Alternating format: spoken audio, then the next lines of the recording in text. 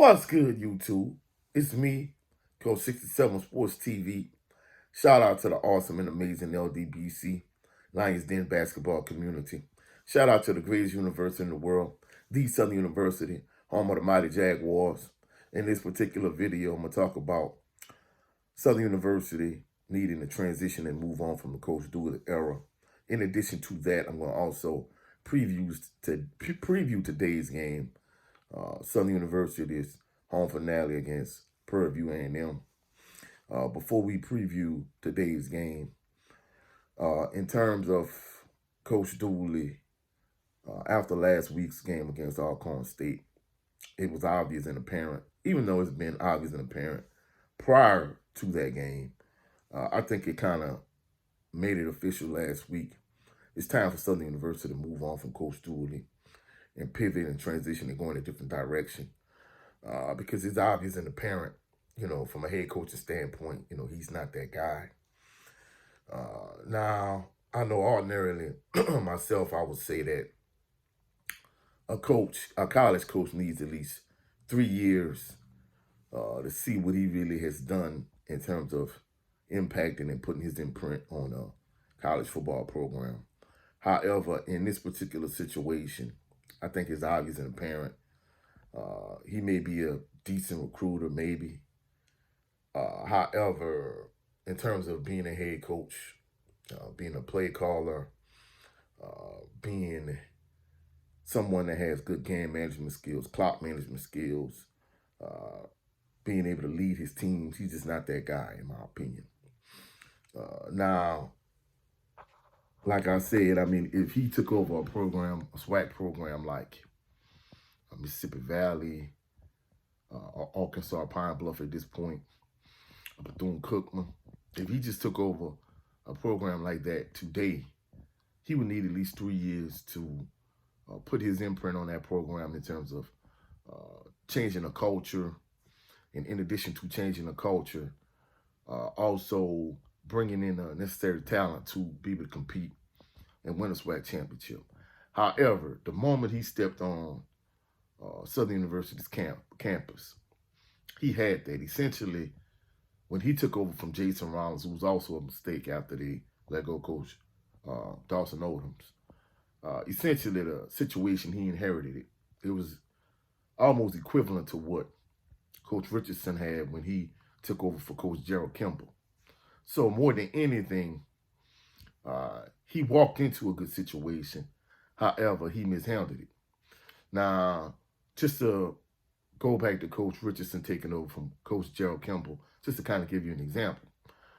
When Coach P. Richardson took over for Coach Gerald Kimball, he had a senior-heavy team, and basically, he didn't need to wait a couple of years to be able to compete for a SWAC championship. However, he took over, and under Coach Richardson, that first year, they won a SWAC championship.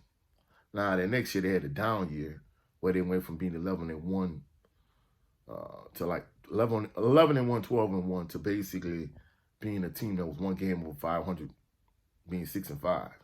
However, that next year, they won another SWAC championship, and they had the same record they had 2 years before that when he first took over.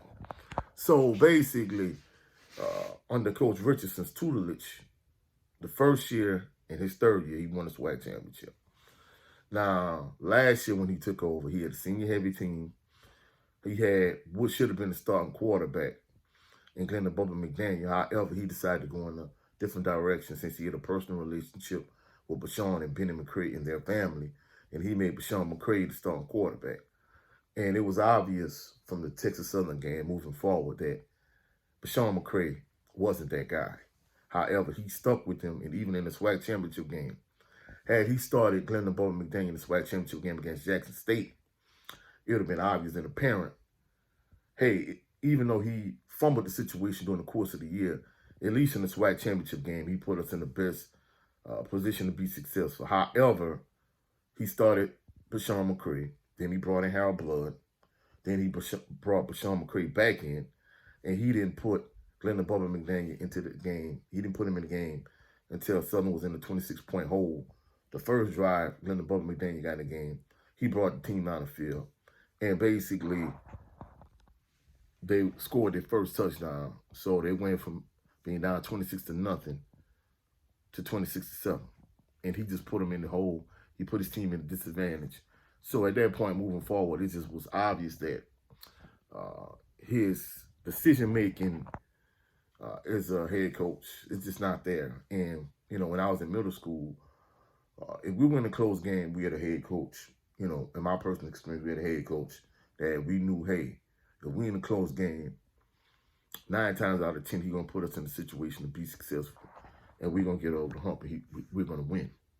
However, some of one of the coaches in particular when I was in high school, if we win a close game, we knew the game was going to go in the opposite direction.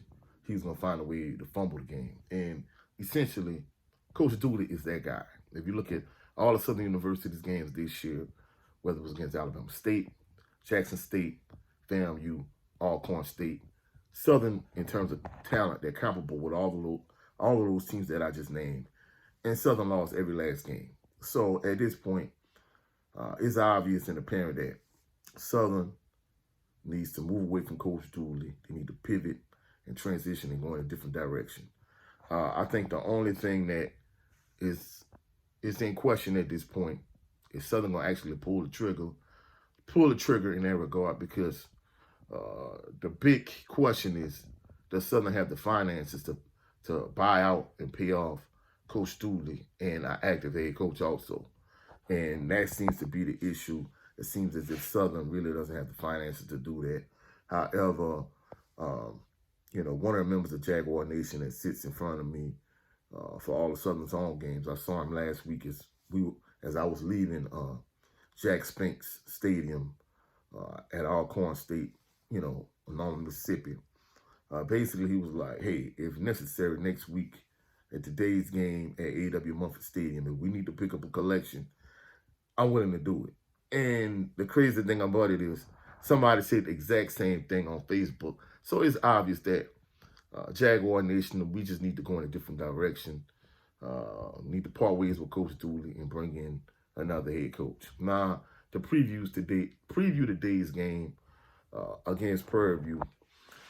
At this point, the likelihood of Southern getting lucky and backing into the SWAC championship game the way they did last year, that's not going to happen. Essentially, FAMU is locked in on the east side. They're already in the SWAC championship game. All Alcorn needs to do is either beat Texas Southern today or Jackson State next week. There's no way they're going to lose both games. More than likely, they're probably going to win both of them. So, essentially, they're almost locked in. But in terms of Southern and Prairie View today, at A.W. Mumford Stadium, Peterson Field, kickoff is 2 o'clock. The color for today's game is army green or camouflage, either or, but army green more than anything. Army green is not in my wheelhouse. I wear baby blue, royal blue, gold, gray, but I'm not wearing army green. It's not going to happen. In terms of the game itself, to be truthful, a lot of members of Jaguar Nation like myself, we just going to show the team support. But it's obvious that they're not going to make sure the SWAC championship game at this point, because they need entirely too much help. So more than anything, I'm just going to support the team this week and week after next when they play the Bayou Classic. But, I hate to see more than anything, you just playing for pride. But that's what it's going to be. I think Southern should win. It's going to be interesting to see how Prairie View bounces back from the way Southern beat them last year. It seems as if they played with a lot of emotion in that game. It seems as if they played for Coach Dooley in that game. We'll see how they perform and play today. If I had to make a prediction on the game, I'd say Southern University gets a close win. But after last week's performance, it's no telling, how they're going to play. But we'll see. We'll cross that bridge when we get to it. Now, my next video will be a post-game reaction to today's game. And the following video after that video will be who should be Southern University's next coach if they actually decide to go through with getting rid of Coach Dooley. But that's it for this video. You saw any value in this video, like the video, share the video. comment in the comment section. Subscribe to the channel. Also, click the notification bell so you can be alerted anytime I post any new videos. I'll catch y'all for my post-game reaction later on today. Y'all have a blessed and phenomenal day. Peace and blessings.